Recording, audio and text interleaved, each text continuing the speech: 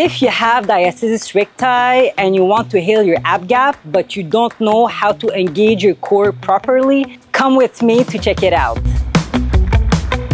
So if you think this is the right way to perform the bridge, like doing this, but it's totally wrong. If you want to heal your diastasis recti, this is the proper way to do it. So you make sure you're not overarching over here. So you scoop your lower core through the floor, and then you lift your hips up just like this. You squeeze your lower core on top, and then you go back down. You release the pose.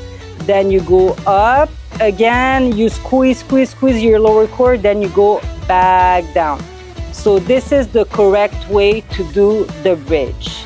And now if you think doing the leg raise, this is the proper way to do it. If you think this is the proper way to do it, it's totally wrong.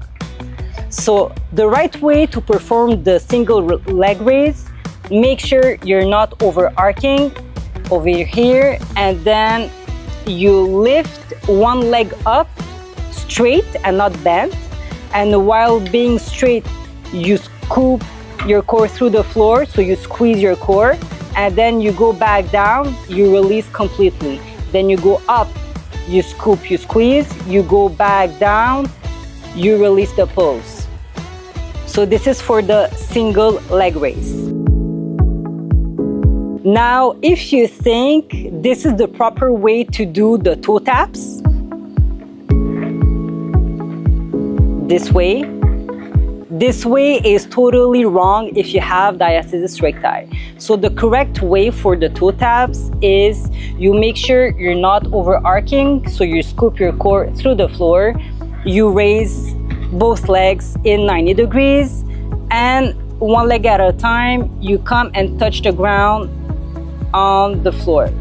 So here we go, the toes on the ground, one at a time. Make sure your core is engaged while doing this movement.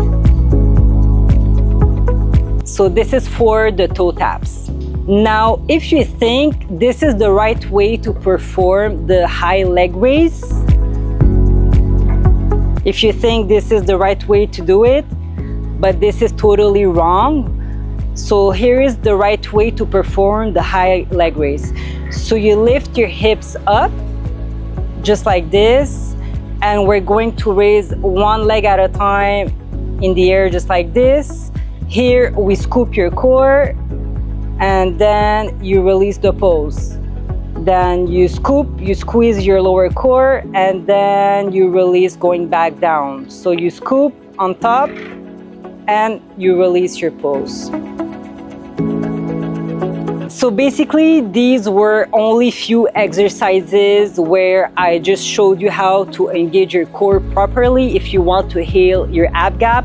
But if you want something more detailed and structured, I have few programs starting from beginner, intermediate, and advanced, where I explain each movement, how to do them properly, and then there's the full entire workout.